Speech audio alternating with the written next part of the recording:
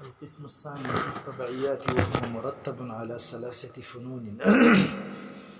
الفن الأول فيما يعم الأجسام وهو مشتمل على 10 فصول. طالبانو مخکې درس کې منګه ذکر کړه چې د کتاب کې علامه اسیر الدین الابهری رحمه الله حکمت عملی چې کوم 3 اقسام دي 3 وانه نه دي ذکر کړي. د حکمت عملی 3 اقسام نه دي ذکر کړي. وجه داوه چې حکمت عملی 3 وانه انواع او 3 وانه اقسام په کاملی طریقې سره شریعت مطهره ذکر کړي. که تهذیب الاخلاق دي نو هغه د دنیا چې څومره انسانان دي د شریعت نه زده کوي. که تدبیر المنزل دی هغه هم د شریعت نه زده کوي، او که سیاست مدني دی دا هم د شریعت نه زده کوي. نو هغه 3 وانه په کاملی طریقې سره شریعت ذکر کړي. نو چې شریعت ذکر کړي طالبانو، نو اوس شارع چې په کومه اندازه موږ له دا 3 اشیاء ذکر کړي دي، نو انسان که څومره حکیم شي د هغه بیان نه عاجز دی چې کوم شارع کړي. نو د دې وجنه حکمت عملی دی کې نشته. علم ریاضي ولې نو ذکر کړي، نو هغه مم درته ویل چې د هغه بنا د امور موهومونه ده او کتاب کې امور متحققه ذکر کیږي. ماشاءالله د دې وجنه علم ریاضي څلور چې کوم انواع لري هغه یو نوع نه ذکر کړي. اعتراض طالبانو دا دی په صاحب د هدایت الحکمت باندې چې ته حکمت عملی ځکه ذکر نه کړي چې هغه چا ذکر کړي وکړي سي شریعت. حکمت عملی 3 اقسام لرل هغه په دې کتاب کې ځکه ذکر نشو چې چا ذکر کړي. ها استاد کتاب چې په 2 حصو باندې مشتمل دی، 2 اقسام باندې چې تبعیات او الہیات دا ذکر کړي. څنګه چې حکمت عملی شریعت مطهره ذکر کړي دی او تا ذکر نه کدا سي حکمت الہیم شریعت ذکر کړي دی، نو هغه بیا ولې د کتاب ته راوړي. حکمت الہی د الہ نه بحث کول، د ذات د باری تعالی نه بحث کول زموږ شریعت نه ذکر کړي. وای نه قرآن کریم ټول په دې غواد دی. هغه بار بار انداز توحید ذکر پکې دی قرآن کریم کې، داسې په احادیثو کې د توحید د الله د یووالي ذکر دا موږ له شارع په صحیح انداز کې بیان کړي. نو هر کله چې د حکمت الہی بیانم په شریعت کې اونو بیا تاول دلته په دې کتاب کې حکمت الہی ذکر کړي. تاسو په شی په اعتراض باندې حکمت عملی دی ولې ذکر نه کړو ځکه شریعت ذکر کړي. نو حکمت الہی هم شریعت ذکر کړو، هغه د رستو په قسم ثالث کې ولې راوړي دي. جواب طالبانو حکمت الہی دا خبره ټیک ده چې شریعت ذکر کړي دي، خو حکمت الہی چې شریعت ذکر کړي دي هغه اصطلاح د شریعت ده، هغه اصطلاح ده شریعت. او صاحب د هدایت الحکمت چې کوم حکمت الہی په دې کتاب کې ذکر کړي دا اصطلاح د حکما، دا اصطلاح د حکما. ماشاءالله کم انداز کې چې حکمت الہی شریعت ذکر کړي دي ادي کې نه ذکر کیږي. هغه په ساده انداز باندې دی حقیقت بیان شوی چې الله پاک واحد لا شریک دی، صفات ذکر شوی. بس تاسو په یوه خبر باندې خو کومه اصطلاح چې د حکمت الہی اصطلاح د حکما او ده هغه شریعت نه د بیان کړي، نو لہذا اصطلاحګانی جلا دي، اصطلاحګانی څه دي جدا جدا دي. نو حکمت الہی چې په شریعت کې ذکر دی هغه اصطلاح د شریعت ده، او حکمت الہی چې په هدایت الحکمت کې ذکر دی دا اصطلاح ده. قاعده دار وته چې ذکر د حکمت الہی د شریعت په اصطلاح کې دا مستلزم نه دی ترک د حکمت الہی اصطلاح د حکما. ذکر د حکمت الہی د شریعت په اصطلاح کې چې ذکر دی ا مستلزم نه دی ترک د اصطلاح د حکما لره چې حکمت الہی ذکر کړی دی. مطلب دا په ساده الفاظو کې چې د اصطلاح د شریعت کې چې حکمت الہی ذکر دی هغه مستلزم نه دی دی لره چې مطلب اصطلاح د حکما کوم ردادي متروک شي. اصطلاح د حکما دی ځکه چې اصطلاحګان سدي جدا جدا دي. نو د دې وجه نه دا منو مونږه چې د حکمت الہی ذکر په ډیر خسته کاملی طریقې سره د شریعت په اصطلاح کې ذکر دی، خو اصطلاح جدا ده. او حکما چې کومه اصطلاح د حکمت الہی د لپاره ذکر کړي دا اصطلاح ماشاءالله تو شی ولا.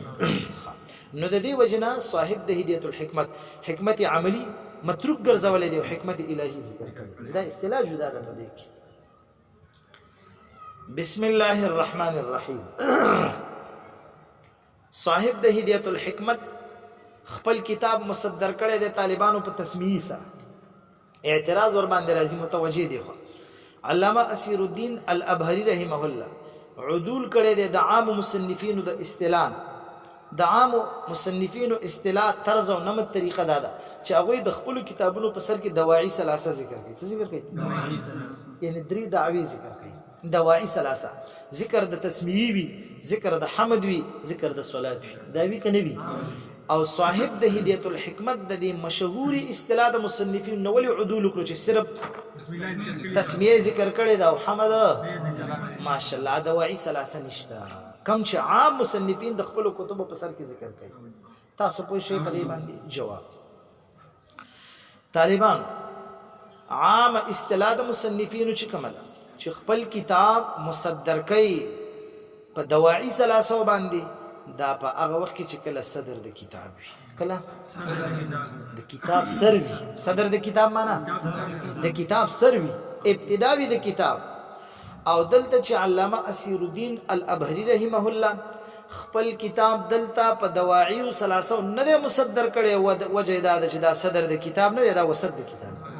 صدر د کتاب دا وسط، دا د کتاب منځي ده، وسط ده.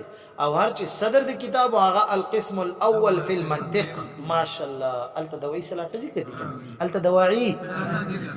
تاسو په شی په دې باندې یو اعتراض راځي په علامه اسیر الدین مصنف باندې چې هر کله دا وسط د کتابو نو دا تسمیه دی ولې ذکر کول؟ کله چې دواعی ثلاثه په صدر د کتاب کې الته وړاندې ذکر دي نو بیا دوباره تسمیه ته ضرورت نشته، دا خو وسط د کتاب دی. طالبانو جواب دادی هر کله چې مصنف قسم اول فی المنطق هغه متروک ګرځول، څه یو ګرځول د هغه ترکول دلالت کوي په دې باندې چې هغه مستقل فن دی او دا مستقل فن. هر کله چې مصنف قسم اول دا څه وایي، قسم اولی قسم اول څوک مصطفی ماشاءالله هغه څه کړل نو دا دلالت کوي په دې باندې چې قسم اول ځان لفن دی او قسم ثانی ځان لفن دی. هر کله چې دا ځان لفنو نو ور داخله جدا شو کنه نو وی بسم الله راولي مناسبه په دې سر کې نه باندې به اعتراض چې کله تا دا ځان لفن وګرځول او هغه دې متروک کړل نو هغه ځان لفن شو. دا ځان لفن چې د دې ځان لفن والد پاره د بسم الله ذکر کړه، اوس خو پکارو چې حمد او صلات دې ذکر کړي. حمد او صلات ته جواب داده طالبان چې هر کله مصنف بسم الله ذکر کړه نو حمد او ثنا د الله رب العزت د څه د پاره ذکر کیږي؟ د پاره د اظهار د صفات کمالیه. د خدای پاک حمد او ثنا چې د کتابونو په سر کې ذکر کیږي څه د پاره ذکر کیږي؟ د پاره د راخکاره کېدو د صفات کمالیه او د باری تعالی د پاره ذکر کیږي.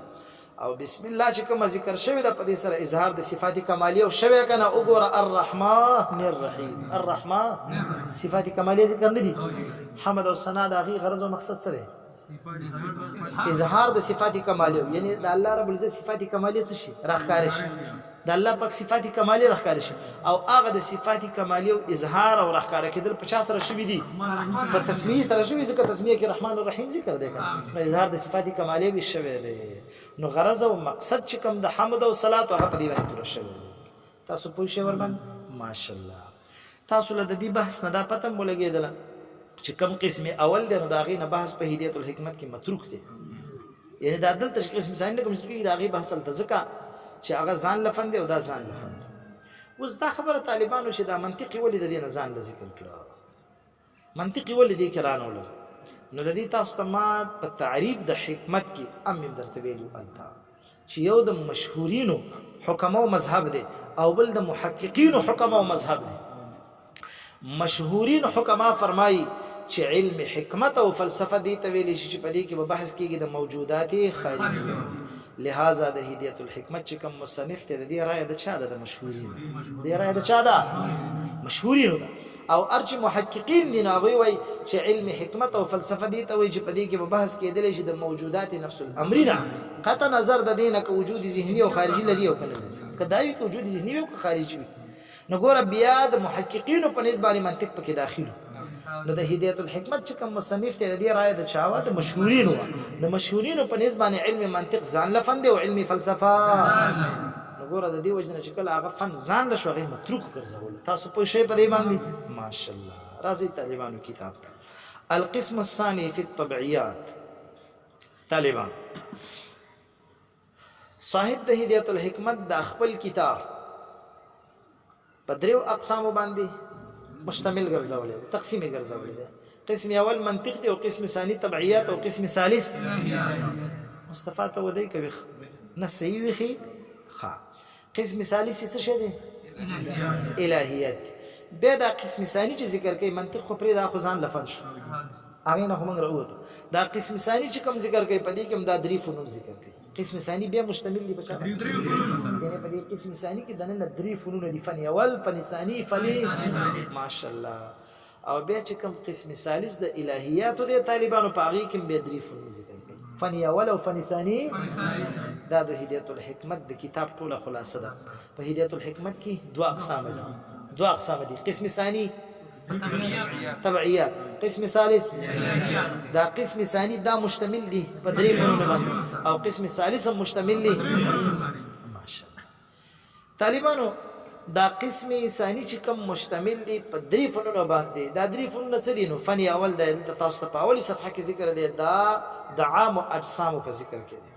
دا په بیان د عام اجسام کې دی، یعنی عام اجسام دنیا کې چې څومره د جسمونه د تا تر روان دي په دې کې جسمونه مختلف دي، چې څومره جسمونه دي د هغه ټولو اجسامو په بحث کې دی دا اولنی فن. او بیا طالبانو فن ثاني چې کوم شاته را روان دي نو هغه بیا په بیان د فلکیاتو کې دی. چا کې دی شاف هغه د فلکیاتو نه بحث کوي. فن ثالث چې کوم شاته را روان دي هغه د عنصریاتو نه بحث کوي. عنصریاتو نه صفحې لګ راوړو زینو پیژنې دا سی یو واته نه پانی واړوي لګي.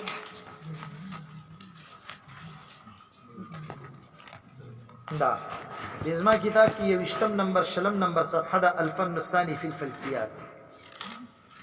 20 نمبر صفحه د زما کتاب دا 20 نمبر نه لاندې اخیری دغه وګوره پیدا شو.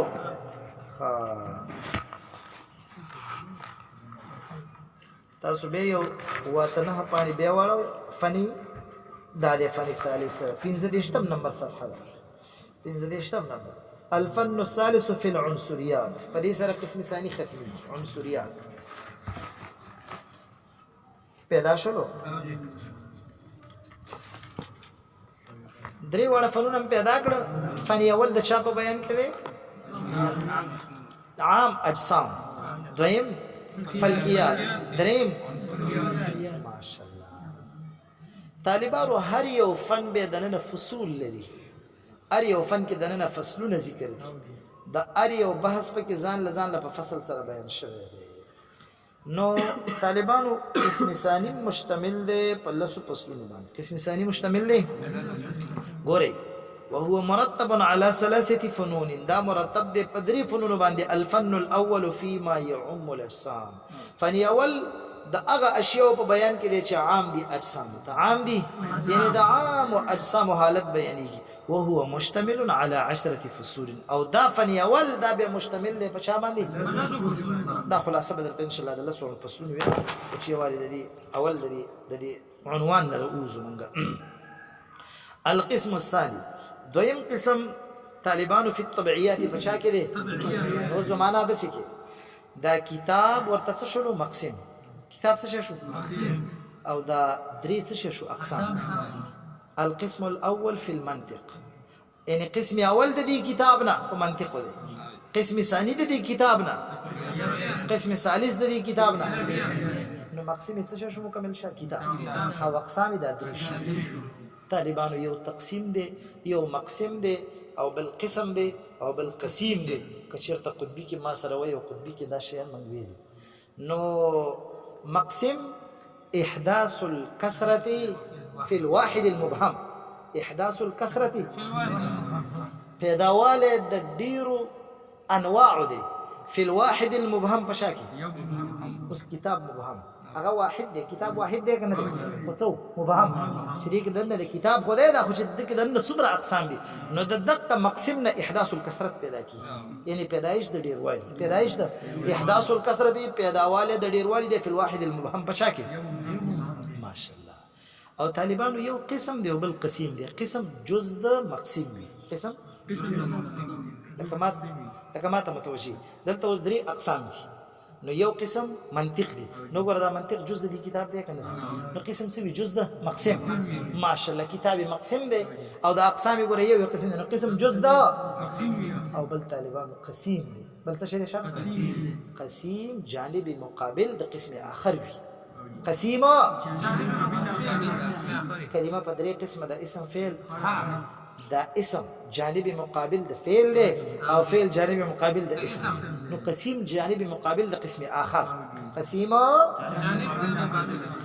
تاسو دې باندې پوه شئ ماشاءالله او مقسم هغه امر مشترک دی مقسم څه شی دی نو تقسیم چې بګیږي به تقسیم د دې مقسم چې هغه احداث الكسره في الواحد المبهم نو دا تقسیم دی نو تقسیم یعنی د ډیرو انواعو پیدا کېدل په یو مبهم کې د ډیرو انواعو او مقسم خو مې درته ویل چې دا کوم کل دی لکه دلته چې کتاب دی لکه کلمه موږ تقسیمو درې اقسام ته کلمه په درې اسم فعل او دا کلمه مقسم دی کلمه دا درې اقسام دي او به اسم فعل په خپل مابین کې قسیمه تاسو په شی ور باندې ماشاءالله دلته طالبان یو اعتراض دی مشهور اعتراض هغه اعتراض دا دی چې دلته مقسم کتاب دی او هر مقسم حمل وي په خپل قسم هر مقسم په خپل قسم باندې لکه ګوره هغه د تاسو هغه شیانو باندې لږ زر پوهیږئ اوس کلمه په درې قسمه د اسم فعل حرف نو دا کلمه مقسم دی او دا اسم دی چې قسم نو دلته اوس دا کلمه حمل کیږي په دې خپل قسم باندې چې اسم یو کلمه ده وګوره کلمه په حمل شو کنه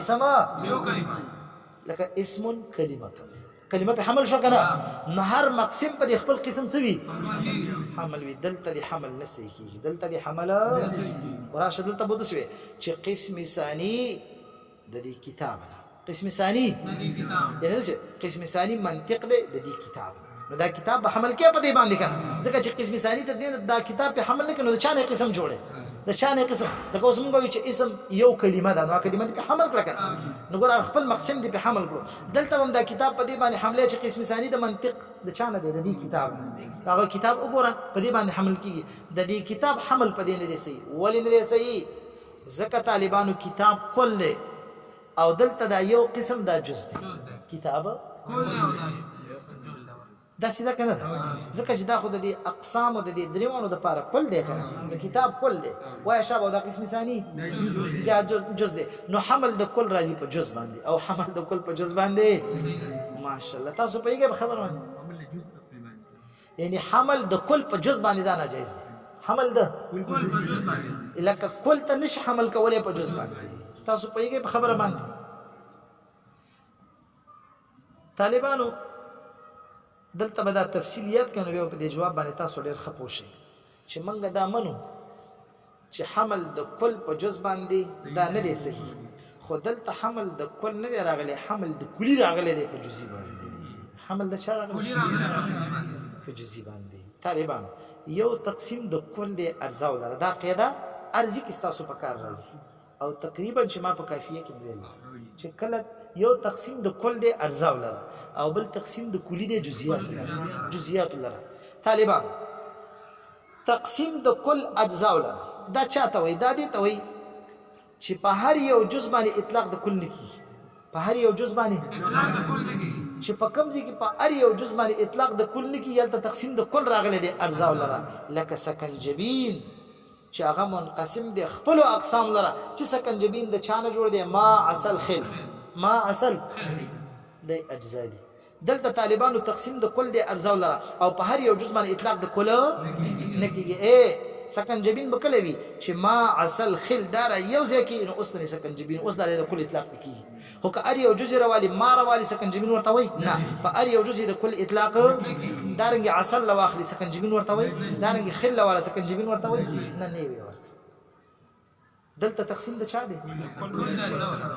او چې په کوم ځای کې تقسیم د کلی وی جزئیات لره نو بالکل الته د کلی اطلاق په جزئی کېدل شي الته د کلی اطلاق ماشاءالله تاسو په شی په خبره باندې لکه ما ته لګ متوجي لکه هم دغه تقسیم د کلمې رواله په دریو اقسام لره کلمه په درې قسمه ده اسم نو دلته تقسیم د کلی راغلی دی جزئیات لره لا ما ته متوجي دغه کلمه په درې قسمه ده اسم یو کلمه ده عقد اوګور خپل دغه کلی اطلاق په جزئی وشو کنه د کلی اطلاق یعنی تقسیم چې د کلی وی جزئیات لره الته د د دې کلی په هر یو جزئی اطلاق کیږي کلمه په درې قسمه ده اسم یو کلمه ده فعل بل کلمه ده او حرف هغه د کلی اطلاق وشو څنګه چې منګه الته داسې وایو چې دلته تقسیم د کل نه دی ارزا ولره دلته ممداز وایو چې دلته تقسیم د کل نه دی ارزا ولره بلکې تقسیم د کلی دی جزئیات نو لہذا د کتاب اطلاق په قسم ثانی باندې صحیح شو تاسو په شی ورمن کوم ځکه چې تقسیم د کل وی ارزا ولره طالبانو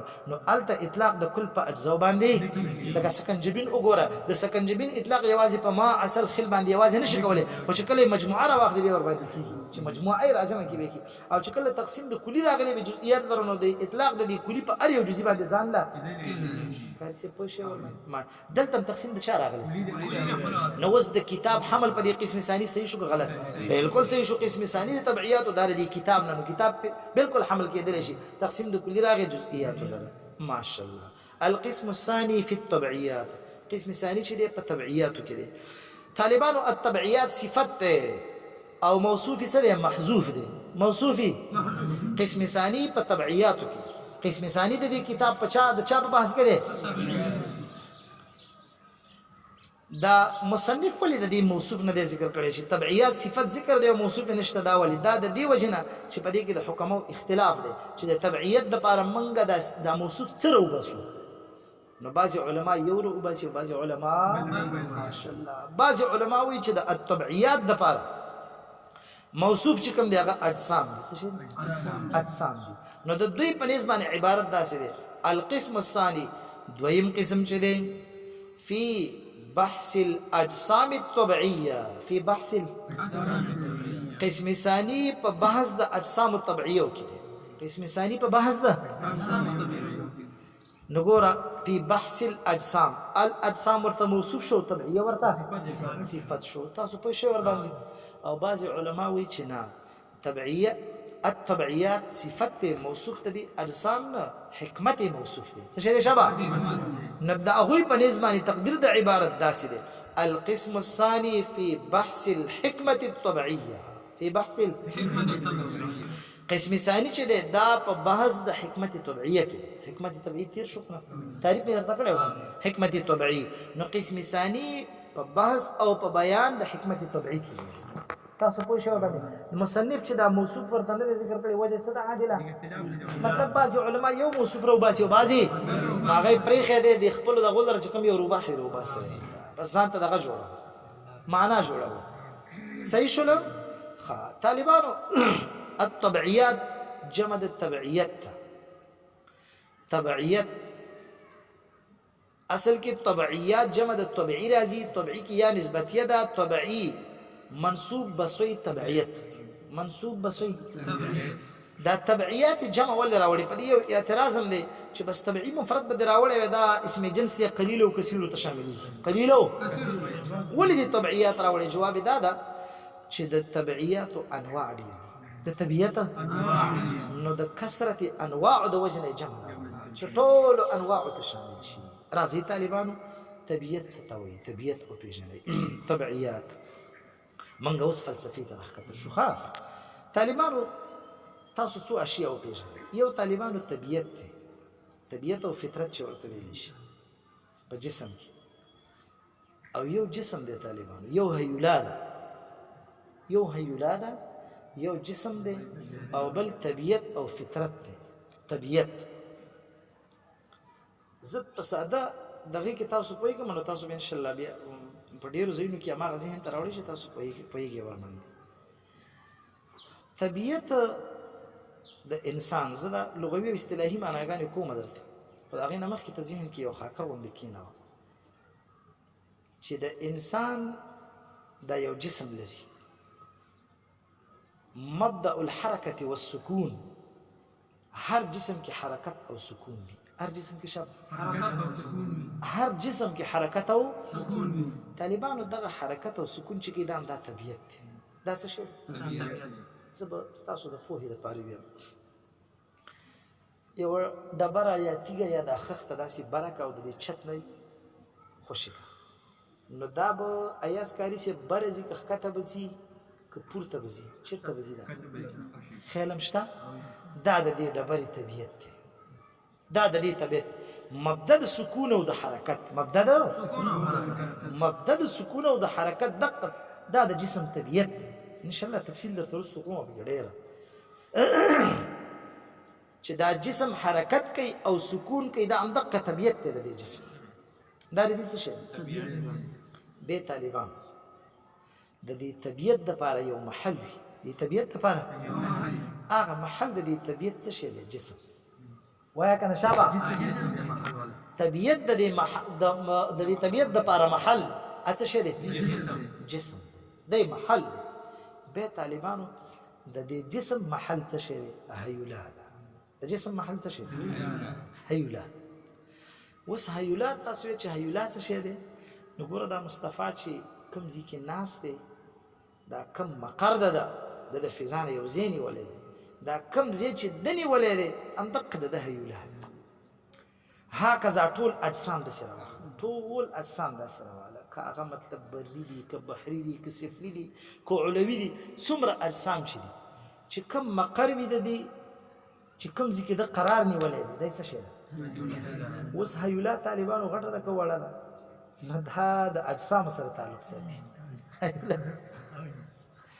هیولا څنګه د شابه اجسامو سره تعلق ساتي دا وړوکي کېږي غټېږي ماشاءالله تاسو پوه شئ ورباندې دا تاسو ما په ساده الفاظو باندې په هیولا پوهېږئ مطلب کله کله د طالبانو اکثره دا فلسفه نه دی هدایت المبزي صدره ختم شي سر ته ورسېږي طالب په هیولا نه پېژني چې دا هیولا څه بلا ده نه نه خو بحث دومره ډېر کېږي دا څه شی تاسو ما په ساده الفاظو پوهېږئ دغه هیولا چې کوم ځای کې دا جسم قرار نیسي د هر یو جسم د لپاره هیولا اوس به په دلایلو سره ثابتې درته چې مطلب هر جسم دا مرکب دی د محل او نو دغه چې کوم محل د جسم دی همدغه هیولا چې کوم ځای کې دا قرار نیسي دی هیولا به طالبانو جسم چې غټ وي هیولا غټ وي جسم چې ورکوټ وي هیولا بالکل جسم بغیر د هیولا نه راځي اوس چې د دې ځای نه ته پاسېږي دا په خپل هیولا کې روان دی حرکت کوي چې که ته حرکت کې ام هیولا در سره ده که بیا کښېنې ام هیولا در سره ده او قسم دی ام هیولا در سره ټیک شولو ما درې شیان درته وښودل یو طبیعت دی بل جسم دی او بله او طالبانو د فلسفي او د حکمت په اصطلاح کې همدغه هیولا ته ماده ویلی شي اگر کله ماده عامه ده یوازې په دې اطلاق نه کېږي په نورو اشیاو هم کېږي خو دغې ته ماده ویلی شي همدا وجه ده چې موږ حکمت الهي مجرد عن الماده دی ګور خیال هم شته که نه هلته ویلي که نه مطلب حکمت الهي هغه مجرد عن الماده مجرد عن الهیولا دی ولې هغه جسم نه دی ما ویل چې د جسم محل هیولا دی تاسو پوه شئ په دې باندې ماشاءالله اوس طبیعت طالبانو په لغت کې چاته وایي طبیعت په لغت کې مبدا الحرکت والسکون دا مبدا د حرکت او سکون دا مبدا زید ابتدا دا طبیعت ابتدا د حرکت هم دام دی طبیعت نه ده ابتدا د سکون هم دام دی نه ده ما ویل ډبره تیږه خښته دا خوشې کلان څنګه چې تا خوشې کړی دی لاس نه دا بره نه ځي داسې نه ځي دا لاندې ځي دا چې مطلب لاندې راځي ولې راځي دا خو یو ځانله فلسفه دا خو به انشاءالله راشي چېرته چې مطلب ولې د ځمکې کره په دې کې هغه جذبي چې کومه ماده ده هغه پکې ډېره زیاته ده په نسبت د نورو کرو باندې نورو کرو کې جذبي ماده نشته دا په ځمکې کې ده نو دا چې اوس لاندې ځي دا د دې جسم طبیعت دی چې دا لاندې راځي ګوره مبدا الحرکت طبیعت څه شی دی ابتدا ده دا د دې تیږې طبیعت دی داسې د دې جسم طبیعت دا دی چې دا لاندې ځي بیا لاندې سکون ونیو دا هم د ده څه شی دی طبیعت دی مبدا الحرکت والسکون تاسو پوه شئ په دې باندې اصطلاح کې شاته وایي طبیعت قوة عديمة الشعور مبدأ الصدور آثار مختصة بالأجسام على نهج واحد دا تعریف به یاد کړئ طبیعت په اصطلاح کې چاته وایي شابه قوة عدیمة الشعور دا هغه قوت دی چې خبرېږي نه عدیمة الشعور لنډه معنا به څنګه کوئ دا هغه قوت دی دا طبیعت هغه قوت دی چې خبرېږي مبدأ الصدور او دا ځای د صادرېدلو دی دا صدور کوي دا طبیعت څه شی کوي دا طبیعت مبدأ الصدور دا صادرول کوي فعل صادروي څه شی کوي شابه دا طبیعت فعل صادروي ګورې نه دا حرکت او سکون څوک کوي طبیعت که نه نو دا افعال نه دي ولې مبدأ الصدور دا څه شی صادروي دا ځای د صدور دی ابتدا د صدور د دنه کېږي آثار مختصة طبیعت کې هغه آثار دي مختصة بالاجسام چې چا پورې مختص دی دستي مې درته ویله دا چې وایي چې دا طبیعت چې کوم دی آثار دي او مختص دي د اجسامو پورې. په دې کې به وروستو بحث راشي چې مطلب ګوره دا آثار چې کوم مختص در اجسامو پورې د طبیعت دي دا د هیولا پورې نه دي، دا د هیولا پورې، دا د هیولا دا ځکه دلته وایي چې مختصة بالاجسام. طبیعت هغه آثار دي چې دا به خاص کېږي صرف د اجسامو پورې او د هیولا پورې به. ټیک ده چې هیولا محل د جسم دی خو د طبیعت کار د هیولا سره نشته، د طبیعت کار د ماشاءالله د اجسام سره دی. على نهج واحد وی ټول په یو طریقه باندې دي چې څومره طبیعتونه دي طبیعات دا چې څومره دي دا ټول آثار مختص تر چا پورې دي؟ اجسامو پورې دي. على نهج واحد په یو طریقه باندې. تاسو پوه شئ ورباندې بیا وایي څنګه تعریف مې وکړو شابه قوت دا یو قوت دی عدیمة الشعور. دا افعال صادرې خو لږ ماته ووایي ماته لږ متوجه. طبیعت چې کوم دی دا فاعل د آثارو دی، دا اصطلاح یاد کړئ. دا طبیعت چې کوم دی دا فاعل د چا دی؟ او هیولا چې کومه دا هغه قابل د آثار. هیولا چې کومه ده قابل د آثار. ما دوخته یو خبره وکړه چې دا طبیعت مختص د اجسامو دی هیولا پورې نه دی، خو هیولا قابل د آثارو ده. ګوره ما داسې ویل چې طبیعت فاعل د آثارو دی، دا کوونکی د آثارو دی. ګوره نه آثار مختصة بالاجسام. طبیعت څه اجسام بل مثال تاسو درکړم مړه اور دی. اور د اور طبیعت دا دی چې ته ورته لاسونه داسې ونیسي نو مطلب ستا یخني نه کېږي چې تا یخ کړي. اور طبیعت څه شی دی؟ حرارت. ګوره دا حرارت چې دا اور صادروي طالبان فاعل د آثار دی. فاعل کوونکی د چا دی؟ اور ته چې ورنږدې شي منیره نو څه چل در باندې کوي؟ دا ګرموالی چا وکړه؟ فاعل د آثارو دی که کوونکی د آثارو تا ته یو اثر صادروي. دا د دې طبیعت دی، دا د دې طبیعت دی. او هیولا قابل د آثارو دی. هیولا یعنی هغه آثار قبلی. هیولا چیرته ده؟ تا سره ده کنه؟ تا سره ده کنه؟ هیولا قابل د آثارو ده، تا سره ده هیولا کنه؟ دا فلسفه ډېر خوندور علم دی خو چې په دې څوک پوه شي طالبان. تاسو پوهېږئ په خبره باندې؟ تا سره ده هیولا کنه؟ دا قابل د آثارو. او طبیعت څه شی دی؟ ماشاءالله هغه فاعل د آثار، هغه کوونکی د آثار. ما ته لږ متوجه. د اوبو طبیعت دا دی طالبانو برودت. د اوبو طبیعت څه شی دی؟ مطلب ته به داسې نه کوي چې زه یعنې د اوبو ته ورنږدې شم ما به ګرم کړي. نه، د اوبو طبیعت دا دی چې دا به تا څه کوي؟ دا ګوره د اوبو طبیعت دی. دا فاعل د چې کوم طبیعت د دوی دا دوی نه صادرېږي. ګوره آثار مختصة بالاجسام على نهج واحد. په یو طریقه باندې هر یو جسم چې دی د خپل طبیعي طور باندې خپل هغه طبیعت خوري. دا آثار کوونکي د آثارو دي. او هیولای قابل د آثار. هیولای د اور طبیعت حرارت دی، دا اوس صادروي، دا خپل طبیعت صادروي. د اوبو طبیعت یخوالی. مطلب کله کله چې یو شی عارض شي خپل طبیعت دغه کېږي، خو مطلب اصل طبیعت یې دا دی. اصل لکه ته اور ولاندې کته چې دا خو یخ نه دي، اخو عارض باندې اخو عارض راغی. طبیعت د خپل د هغې یخوالی ده. داسې د ټولو اجسامو خپل طبیعت دی. ما د طبیعت لغوي معنا درته وکړله چې طبیعت په لغت کې چاته وایي مبدأ الحرکت.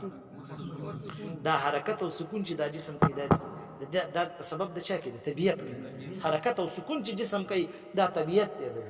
او بیا اصطلاح کې چاته وایي قوة عدیمة الشعور. طبیعت وایه شبه دا هغه قوه ده شبه چې خبریږي. نه لږ ماته متوجه. نو اور چې دا ګرمایش کوي نو اور چې کوم طبیعت ته ګرمایش خبریږي دی باندې نه خبریږي. اوبه چې کوم یخول کوي نو اوبه تعالی نه چې مصطفی ټیم شه یخ دی. اوبه تعالی وایي دا ګوره قوة عدیمة الشعور. هغه شعور ماشاءالله یعنی خبریږي نه. طالبانو حکما چې دا ټکی لګي دا به شاته راشي. د حکماو په اصطلاح کې وایي دا طبیعت چې کوم دوی تشریح کوي دا د اجسامو طبیعت تشریح کوي. کله چې فلکیات هغوی تشریح کوي نو هغوی بیا وایي چې فلکیات او افلاک چې کوم دي هغه ذي شعور دي، هغه عدم الشعور نه دي، هغه څه دي؟ خو عند الحکما ګوره لا عندنا زموږ په نسبت باندې اخو خبیثان دي، کفار دي. هغه وایي چې هر یو فلک چې کوم دی هغه ذي شعور دی، ذي شعور دی هغه. نو دا دلته ځکه وایي چې دا طبیعت چې د جسم کوم دی دا څه شی دی؟ قوة عدیمة الشعور. دا هغه قوت دی چې دا خبرداری نه لري، خپل افعال صادروي ولیکن خبریږي نه. قوة عدیمة الشعور وایه مبدأ الصدور او دا زید صادرېدلو دی. صدور کوي آثار مختصه بالاجسام او دا هغه آثار دي چې مختص دي چا پورې ما چې ویل چې دلته دا تخصیص چې دا کوي دي سره څوک باسي هیولا چې ګوره د طبیعت چې کوم آثار دي مختص د چا پورې دي البته هیولای قابل د آثار ده قابل ده مطلب دا چې ګوره دا د طبیعت چې کوم آثار دي مختص د هیولا پورې نه دي هیولا خو یو مقر دی یو محل دی نور دا جسم کار کوي څه شي کوي شابه اوس اوبه چې په کوم ذکر رواني دي یو دا هغه هیولا ده د اوبو نو هغه هیولا خو کار نه ورکوي بلکې دا اوبه صادري دی صادري هیولا خو مطلب د دنه وړاندې دلته موجوده هیولا وړاندې موجوده نو دا فعل صادرول نه دا نه صادرول دا کوم طبيعت د شي دي نو دا آثار چې کوم دي طبيعت دا مختص د اجسام دي خو قابل د آثار د چا د پاره دي هیولا د پاره قابل د آثار د هیولا چې دا فرقونه تاسو ضرور وکړئ طالبانو دا تبعیت چې کوم دي دې ته صورت نوعی ویل شي یو نوم خو هم دغه مشهور دي څه ورته وایي طبیعت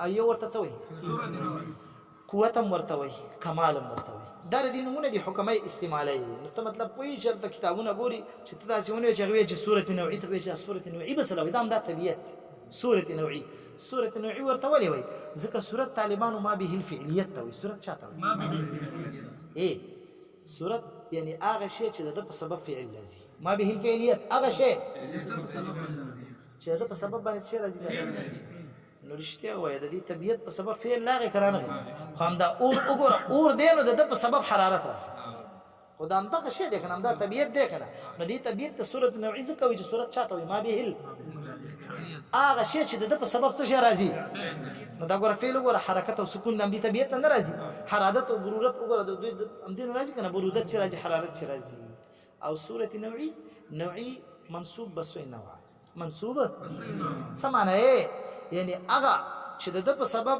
فعل لازم یو نوع د په سبب یو فعل لازم یعنی د په سبب باندې فعل لازم خو یو نوع یو قسم برازي نو ار یو بیا خپل افعال لري کنه لري یو قسم فعل د په نو ځکه ورته صورت او قوت ورته ځکه وجه دا تاثیر کوي په غیر کې ما ویل چې د قوت هم وي ګورنه موږ تشریح څنګه وکړه چې طبيعت چاته وي قوت عديمه الشعور قوت ورته وي کنه نو قوت ورته وي کاری چې تاثیر کوي په غیر کې دا چې کوم طبيعت ده دا همیشه د پاره تاثیر کوي په غیر کې د دې طبيعت د پاره محل د تاثیر څوک دی جسم دی کنه دا جسم دی کنه هم دې حرکت هم ور کوي سکون هم ور کوي حرکت هم ور کوي سکون هم ور کوي نو تاثیر کوي په غیر کې ځکه ورته قوت وي کمال هم ورته وي طالبان دا کمال طالبانو بیا په دوه قسمه باندې حکمات تشریح کوي یو متمم للشيء في مرتبه الذات او بل متمم للشيء في مرتبه الوصف متمم للشيء في مرتبه الذات او متمم للشيء في مرتبه الوصف